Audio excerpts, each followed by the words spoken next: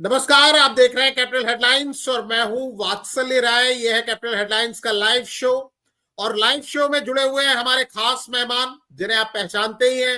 Doctor Satyendra Kumar स्वतंत्र पत्रकार हैं, बिहार सरकार से मान्यता इनको मिली हुई है, मान्यता प्राप्त पत्रकार है। और थोड़ा लेट हम लोग आजकल शो कर रहे हैं और डॉक्टर सत्येंद्र कुमार को थोड़ी उबासी भी आ जाती है समय तक, लेकिन अपनी दिन में कुछ व्यस्तताएं इस तरह की रहती हैं कि ये शो थोड़ा सा लेट होता जा रहा है। कोशिश करेंगे कि सर्दी का मौसम है इसको जल्दी हम शुरू करें जिससे डॉक्टर साहब एकदम तरोताजा होकर ही इस कार्यक्रम में बैठे। और आज डॉक्टर साहब के प्रिय विषय पर ही बात करेंगे। हम बिहार की बात करेंगे, बिहार के मुख्यमंत्री की बात करेंगे। नीतीश कुमार साहब जो बिहार के मुख्यमंत्री हैं उनको लेकर बड़ी हलचल चल रही है, चर्चाओं में लगातार वो बने हुए हैं। आज चर्चा का विषय दूसरा है। आज चर्चा का मुख्य विषय ये है, ताजा खबर जो अभी मुझे मिली और डॉक्टर साहब ने भी बताया कि नीतीश कुमार साहब की आज तबीयत कुछ ठीक नहीं है। हालांकि कोई गंभीर बात नहीं है, सर्दी जुकाम जैसी चीज हो गई है, लेकिन 3 दिन के बाद उनकी प्रगति यात्रा शुरू होनी है। और आज की तारीख में तबीयत खराब होने की वजह से उनके जो कार्यक्रम थे वो रद्द कर दिए गए हैं। बिहार बिजनेस कनेक्ट में भी वो शामिल नहीं होंगे और 3 दिन के बाद जो उनकी प्रगति यात्रा है उसको लेकर भी कोई ताजा अपडेट नहीं है। लेकिन ये कहा जा रहा है तैयारी पूरी है और डॉक्टर साहब डॉक्टर सत्येंद्र कुमार अपडेट लेकर यहाँ आए हैं और उन्हें जानकारी मिली है कि ऐसा कोई गंभीर मामला नहीं है। और सीएम नीतीश कुमार आज के दिन यानी फ्राइडे को जाने वाले थे नालंदा, जो कि उनका गृह जिला भी है। वहां जरासंध जो मगध सम्राट माने जाते हैं, महाभारत कालीन राजा थे और कृष्ण भगवान से भी उनका बड़ा युद्ध होता था और भीम ने बाद में उनका संहार किया, लेकिन मगध के सम्राट थे और पाटलिपुत्र मगध की राजधानी। और वहीं से जुड़ाव है जरासंध का भी और नीतीश कुमार साहब का भी। तो वहां जाने वाले थे, उस प्रतिमा का अनावरण करने वाले थे, लेकिन तबीयत क्योंकि खराब हो गई। लेकिन आज का जो हम शो कर रहे हैं वो उनकी तबीयत को लेकर नहीं कर रहे हैं, उन्हें लेकर जो बातचीतें चल रही हैं हम उस पर कर रहे हैं। क्योंकि बिहार में एनडीए की मीटिंग हुई है आज की तारीख में ही और एनडीए के जितने प्रमुख नेता हैं, चाहे भारतीय जनता पार्टी के नेता हो, जनता दल यूनाइटेड के नेता हो, कुशवाहा साहब, उनके घर पर यह मीटिंग बुलाई गई थी जिसमें दिलीप जायसवाल साहब जो भारतीय जनता पार्टी के प्रदेश अध्यक्ष हैं वो मौजूद थे। और उन सब ने एक सुर में कहा, लोक जनशक्ति रामविलास के उसमें प्रतिनिधि भी थे, उन सभी ने एक सुर में कहा कि नीतीश कुमार ही हमारे नेता हैं। अगला चुनाव जो विधानसभा का चुनाव होने वाला है, जो अगले साल होगा, उसमें भी नेता नीतीश कुमार ही रहेंगे और चुनाव के बाद वही मुख्यमंत्री बनेंगे। एनडीए के नेताओं को बार बार ये दोहराना इसलिए पड़ रहा है क्योंकि कुछ समय से चर्चा हो रही है, जब से महाराष्ट्र के चुनाव नतीजे आए हैं। महाराष्ट्र में भारतीय जनता पार्टी ने ज्यादा सीटें जीती, एकनाथ शिंदे की जो शिवसेना थी उसने कम सीटें जीती और उसको लेकर एक सवाल हुआ गृह मंत्री अमित शाह साहब से। और वो सवाल पूछने के बाद से चर्चाओं का दौर खासतौर पर मीडिया में चल रही है और आप देख सकते हैं कि हेडलाइन किस तरह की आ रही है। बड़ी दुविधा है इस राह में 2025 में सीएम नीतीश के नेतृत्व पर बड़े साहब ने उलझाया, किसी और ने सुलझाया। सवाल दरअसल उनसे ये पूछा गया था कि क्या जिस तरह से शिंदे साहब को डिप्टी सीएम बना दिया गया क्योंकि उनकी पार्टी की कम सीटें थी, भारतीय जनता पार्टी की ज्यादा सीटें थी, तो वही स्थिति बिहार में तो नहीं होगी जहां 43 सीटों के साथ नीतीश कुमार मुख्यमंत्री बन गए और भारतीय जनता पार्टी जिसके पास 74 एमएलए थे उनके डिप्टी सीएम रहे, यानी वो नंबर 2 की पोजीशन में रहे। तो अब आगे जब चुनाव होगा तो क्या होगा, इस तरह का एक सवाल हाल फिलहाल में पूछा गया। और ये आज तक जो एक निजी चैनल है उसका एक कार्यक्रम था, उसके बाद से ही ये चर्चा शुरू हो गई। अमित शाह के बयान से नीतीश कुमार के भविष्य पर कयासबाजी, बिहार में क्या महाराष्ट्र दोहराएगी बीजेपी। और जब ये सवाल पूछा गया कि क्या ऐसा हो सकता है, तो गृह मंत्री ने जो उस प्रोग्राम में कहा था और जिसको आज तक की वेबसाइट ने रिपोर्ट किया है, गृह मंत्री कहते हैं कि इस तरह का मंच पार्टी के डिसीजन लेने के लिए नहीं होता। मैं पार्टी का डिसिप्लिन कार्य करता हूं। पार्टी पार्लियामेंट्री बोर्ड की बैठक में इस मुद्दे पर चर्चा होगी और फैसला लिया जाएगा। उसी तरह का ये मुद्दा जेडीयू में भी विचार किया जाएगा। दोनों पार्टियों के बीच बातचीत के बाद जो तय होगा आपको बता दिया जाएगा। यानी उन्होंने कंफर्म नहीं किया कि नीतीश कुमार के नेतृत्व में ही चुनाव लड़ा जाएगा और नीतीश कुमार ही मुख्यमंत्री बनेंगे। उन्होंने ये नहीं कहा कि नीतीश कुमार मुख्यमंत्री नहीं होंगे अगले विधानसभा चुनाव के बाद, लेकिन ये भी कंफर्म नहीं किया कि वही मुख्यमंत्री होंगे। आप इस बीच में प्रशांत किशोर, जब से बयान सामने आया तो प्रशांत किशोर भी लगातार हमलावर हैं नीतीश कुमार पर। ये वही प्रशांत किशोर हैं जिन्होंने अभी नई पार्टी बनाई है, किसी समय नीतीश कुमार के घर में ही रहते थे, नीतीश कुमार ने इनको मंत्री का दर्जा दिया हुआ था, और बाद में जब ये नीतीश कुमार से अलग हुए थे प्रशांत किशोर, उस समय भारतीय जनता पार्टी भी नीतीश कुमार से अलग थी। उस समय नीतीश कुमार ने एक बड़ा विस्फोटक जानकारी सामने रखी थी, इसकी पुष्टि नीतीश कुमार के अलावा किसी और ने नहीं की, यानी प्रशांत किशोर, और भारतीय जनता पार्टी को उसे पुष्टि नहीं हुई। लेकिन नीतीश कुमार ने कहा था कि उन्होंने अमित शाह साहब, जो कि गृह मंत्री है, भारतीय जनता पार्टी के बड़े नेता हैं, उनके कहने पर ही प्रशांत किशोर को अपनी पार्टी में लिया था। दूसरी तरफ से अब ये प्रशांत किशोर, अमित शाह साहब ने साफ नहीं कहा कि नीतीश कुमार मुख्यमंत्री होंगे, इसके बाद प्रशांत किशोर कहने लगे कि नीतीश कुमार को बिहार की नहीं अपनी कुर्सी की चिंता है, और वो इससे भी आगे बढ़ गए और उन्होंने ये कहा कि नीतीश कुमार जो है वो अगली बार भारतीय जनता पार्टी की कमजोर कड़ी, यानी अगले विधानसभा चुनाव में सबसे बड़ी कमजोर कड़ी है, और भारतीय जनता पार्टी ने सिर्फ 43 एमएलए होने के बाद भी उनको मुख्यमंत्री बना दिया। ये बहुत बड़ी गड़बड़ की और ये भारतीय जनता पार्टी की कमजोर कड़ी है। इसके बाद जो उनके भतीजे हैं, जो राष्ट्रीय जनता दल में सर्वे सर्वा आज की तारीख में है, क्योंकि लालू प्रसाद यादव जब से उनका स्वास्थ्य ठीक नहीं है, तो तेजस्वी यादव जो डिप्टी सीएम के तौर पर 2 बार काम कर चुके हैं नीतीश कुमार के साथ, उन्होंने भी मुख्यमंत्री को कमजोर, लाचार और जनता के मुद्दों पर चुप रहने वाला बताया है, और ये दावा किया है कि बहुत ही कमजोर हो चुके हैं, बहुत ही लाचार हो चुके हैं। बीच बीच में आरजेडी और बीजेपी के नेता अलग अलग वक्त पर इनके हेल्थ को लेकर भी सवाल उठाते रहे हैं। कभी इनकी याददाश्त को लेकर सवाल उठाए जाते हैं, कभी इनके बयानों को लेकर सवाल उठाए जाते हैं, कभी ये कहा जाता है कि इनके इर्द गिर्द जो चौकड़ी है 4-5 नेताओं की और अधिकारियों की बात की जाती है, वो इनको अपने कंट्रोल में रखती है, तरह तरह की दवाएं देती है।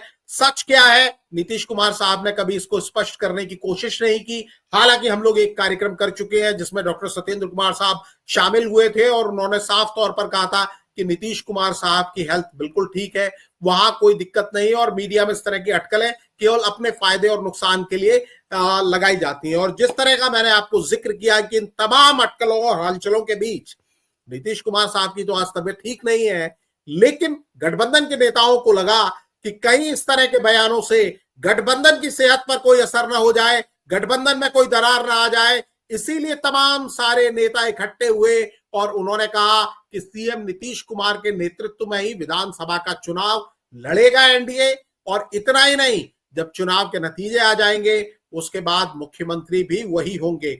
ये बात नहीं कही गई है, जो एनडीए के बिहार के नेता हैं उनमें से किसी ने ये बात नहीं की कि जिसकी ज्यादा सीटें आएंगी वो उस पार्टी का मुख्यमंत्री होगा, या नीतीश कुमार और जेडीयू और बीजेपी चुनाव के बाद डिसाइड करेंगे, जैसा कि अमित शाह साहब ने अपने चर्चित इंटरव्यू में किया, जिसको लेकर बात हो रही है। और ऐसा ऐलान केवल जनता दल यूनाइटेड की तरफ से नहीं हुआ है, ये आप देख सकते हैं कि भारतीय जनता पार्टी की ओर से भी ये ऐलान हुआ है।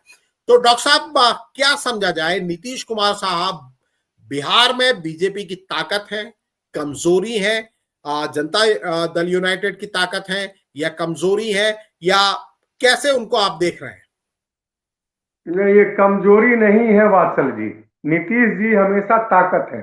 देखिए नीतीश जी के व्यक्तित्व से प्रभावित होकर के 15 से 17% वोट उनके साथ जाती है, वो जनता दल यूनाइटेड के साथ नहीं जाती है, वो सिर्फ और सिर्फ नीतीश कुमार के साथ जाती है। नीतीश जी जिसके साथ रहे वहां पर वो वोटर वोट देते हैं। तो मेरे समझ से बीजेपी के ताकत है नीतीश जी, लेकिन पिछले दिनों से जो अनुभव बता रहा है, दूसरे लोगों का भी कहना है कि देखिए ये चिराग पासवान लगभग 25 सीटों पर हरवाया नीतीश कुमार को, और बीजेपी के जरूर इशारे पर उन्होंने काम किया, क्योंकि मैक्सिमम बीजेपी लोग लड़े उस चुनाव में चिराग पासवान के पार्टी से। एक काम, और दूसरी बात ये कि चिराग पासवान की पार्टी टूटी और मैक्सिमम लोग नीतीश कुमार के साथ थे। क्योंकि वो लोग नीतीश कुमार के साथ थे 5 MP, तो बीजेपी ने एनडीए में चिराग पासवान को रखा, उन लोगों को नहीं रखा जो अंतिम समय तक रहे 5 MP, उन लोगों को नहीं, उन लोगों को बाहर कर दिया गया। तो ये इस चीज को देखने से लगता है कि चिराग पासवान का इंटरनली था।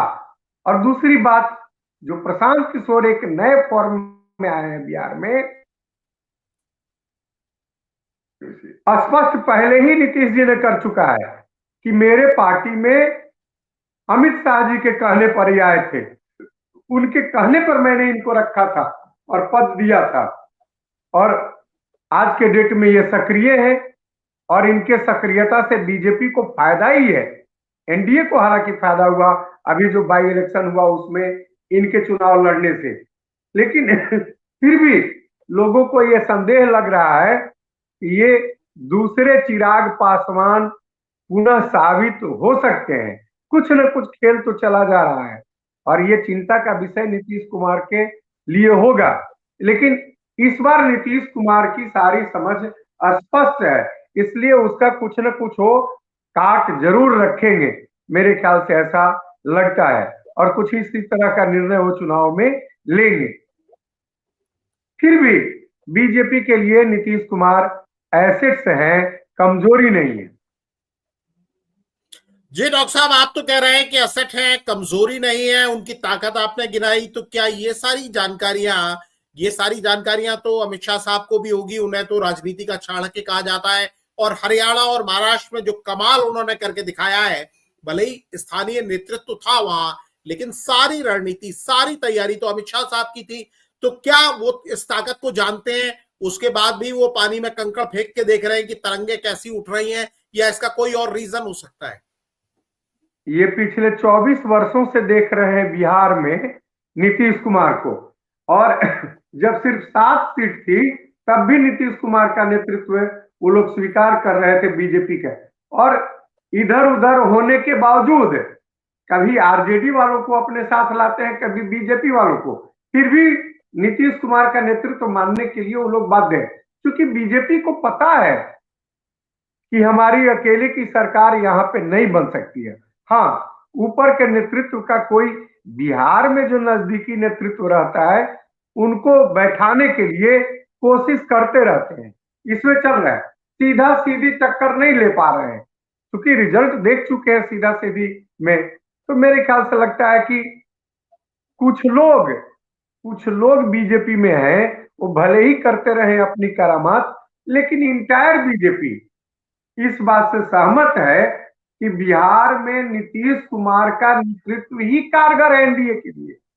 बीजेपी का कोई ऐसा व्यक्ति नहीं है जिसके नेतृत्व में हम सफल हो सकते हैं। अगर ऐसा उन्हें लगता तो अब तक उनके नेतृत्व में बीजेपी काम करते रहती। तो मिला जुला करके बीजेपी को भी ये लगता है कि एनडीए के लिए नीतीश कुमार का नेतृत्व मस्ट है, जरूरी है।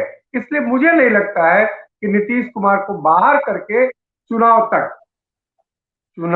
तक नीतीश कुमार को बाहर नहीं कर सकते, उनसे फायदा लेंगे।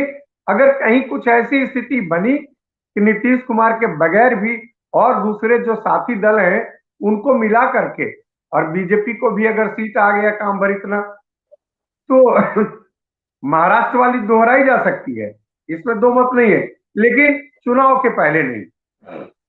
और बीजेपी भी संदेह के घेरे में। ये बात तो अमित शाह साहब ने भी स्पष्ट की है, ये बात आप बता रहे हैं, इसमें कुछ नयापन नहीं है, लेकिन फिर क्या जरूरत थी आज एनडीए को मीटिंग करने की? दूसरी बात मैं आपसे ये भी समझना चाहूंगा, प्रशांत किशोर को कई लोग बिहार से जो आवाजें आती हैं, चाहे वो राष्ट्रीय जनता दल से हो या बाकी जगह से हो, उन्हें बीजेपी की बी टीम कहते हैं। तो क्या प्रशांत किशोर को भी कहीं से इशारा मिल रहा है कि वो नीतीश कुमार पर हमला बोले?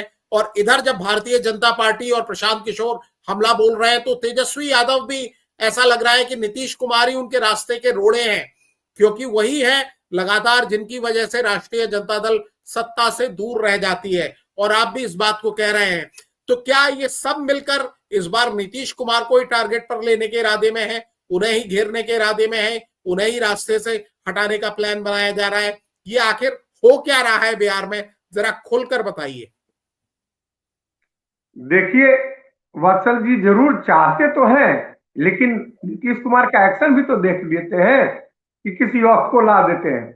और आरजेडी इस स्थिति में नहीं अकेले कि हाँ, उनको विश्वास नहीं है कि हमारी सरकार बन जाएगी जब तक नीतीश कुमार एनडीए के साथ है। ये लोग कोशिश कर रहे हैं, लेकिन सफल नहीं होने की बात है। और प्रशांत किशोर संदेह के दायरे में देखिए, उनके अंदर के पार्टी में बहुत सीनियर सीनियर लोग उनको छोड़ रहे हैं, क्योंकि वो तो व्यापारिक तरीके से काम अभी तक राजनीति में करते रहे हैं, सलाहकार की भूमिका में रहे हैं, मददगार की भूमिका में रहे हैं।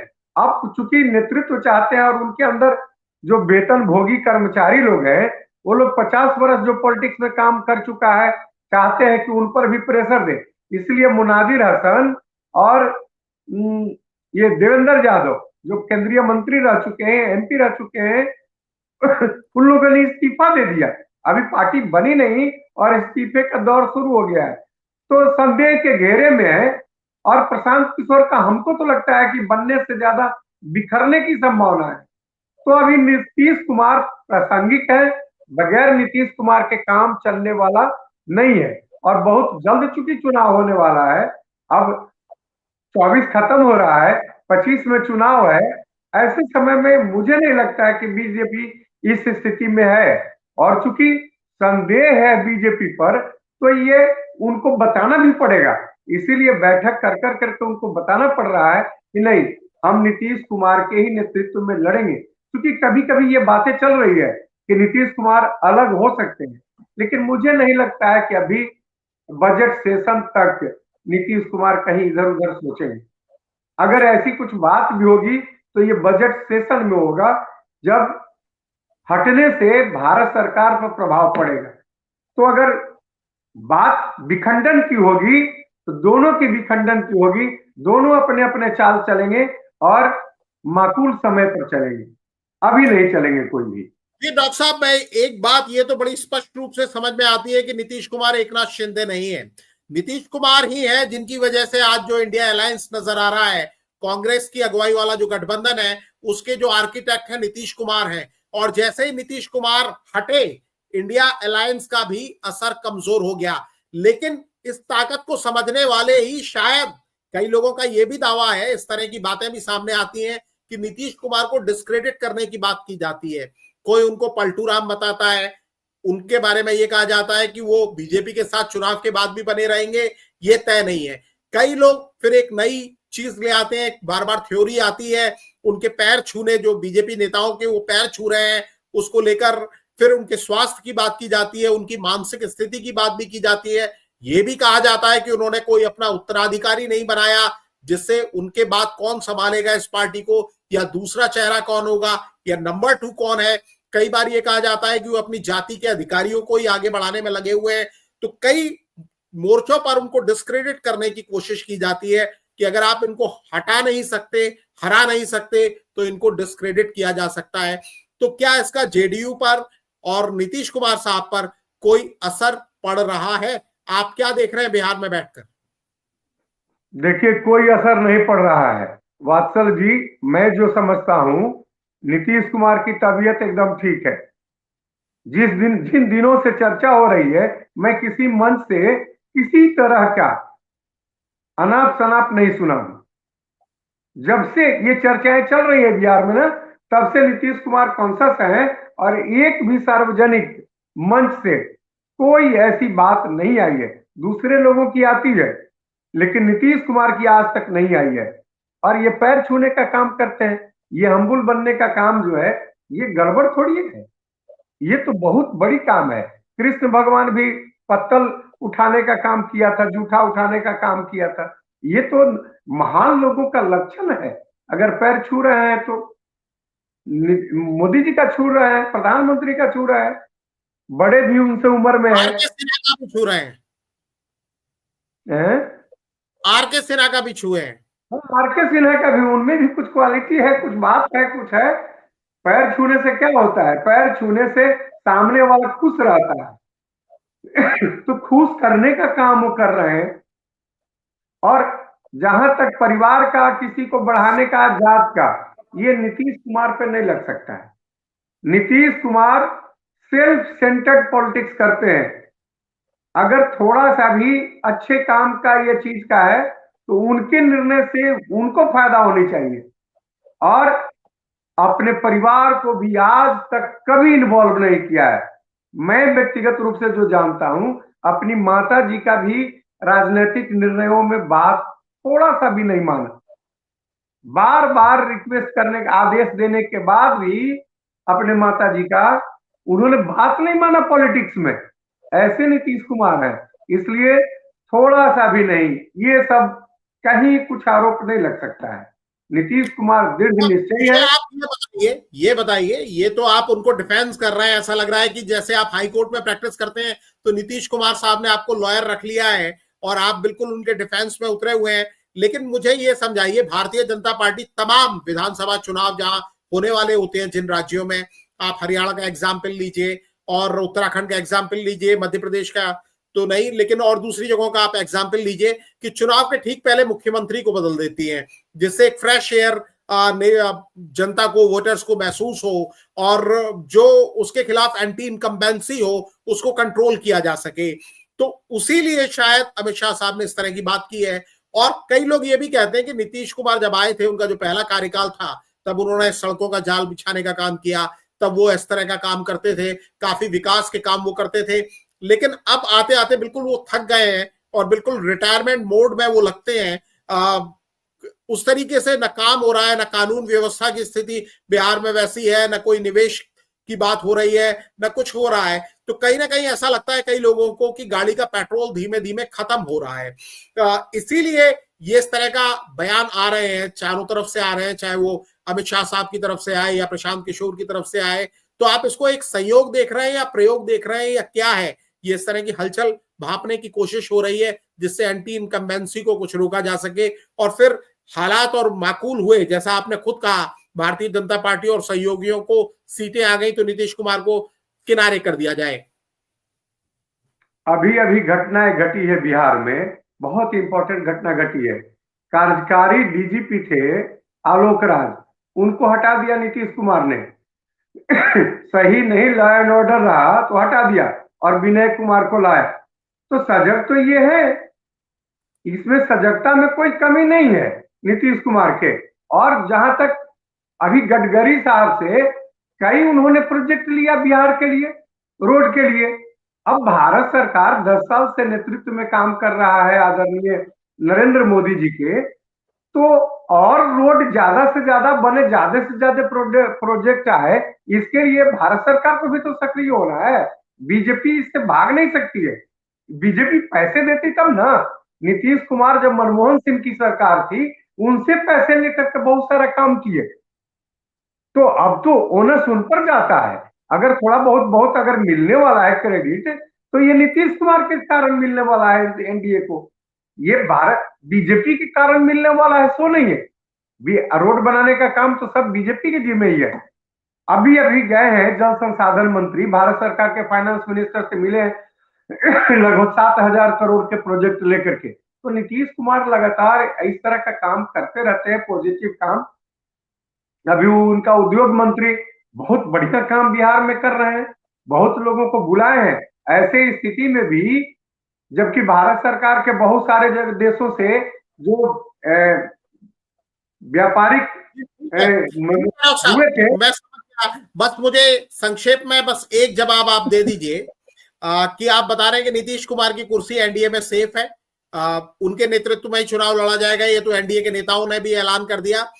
आपको खुद क्या लग रहा है, आपकी गट फीलिंग या आप जिस तरह से राजनीति को देखते हैं, नीतीश की क्या एक और पारी की तैयारी, क्या देखा जाए कि 25 से लेकर 29 तक आगे उन्हीं का शासन चलने वाला है, 25 से लेकर 30 तक, बल्कि क्या वही मुख्यमंत्री रहने वाले हैं? कुछ व्यवस्था में बदलाव देख रहे हैं, क्योंकि तेजस्वी यादव भी बड़ी कोशिश कर रहे हैं, प्रशांत किशोर एक नए खिलाड़ी आ गए, और भारतीय जनता पार्टी तो हमेशा तैयारी में रहती है। आज के डेट में अगर नीतीश कुमार को 30 आए और बीजेपी को अगर 95 आए, फिर भी नीतीश कुमार ही सीएम बनेंगे। मेरा तो समझ ये है। बीजेपी जो महाराष्ट्र में की वो बिहार में नहीं कर सकती है। बिहार में करने का मतलब है कि भारत सरकार समान। ठीक है डॉक्टर साहब, आपका अपना ये आकलन है, आपका अपना ये आकलन है। और मैंने आपसे जो पूछा था बाकी पार्टियों की क्या स्थिति है वो किसी दिन और आपसे चर्चा करेंगे। तो नीतीश कुमार, बिहार में बीजेपी की ताकत या कमजोरी, जो सवाल हम लेकर आए थे डॉक्टर साहब के सामने, डॉक्टर सत्येंद्र कुमार के सामने, इन्हें लगता है कि नीतीश कुमार ही एनडीए की सबसे बड़ी ताकत है और अगला चुनाव उनके नेतृत्व में ही लड़ा जाएगा।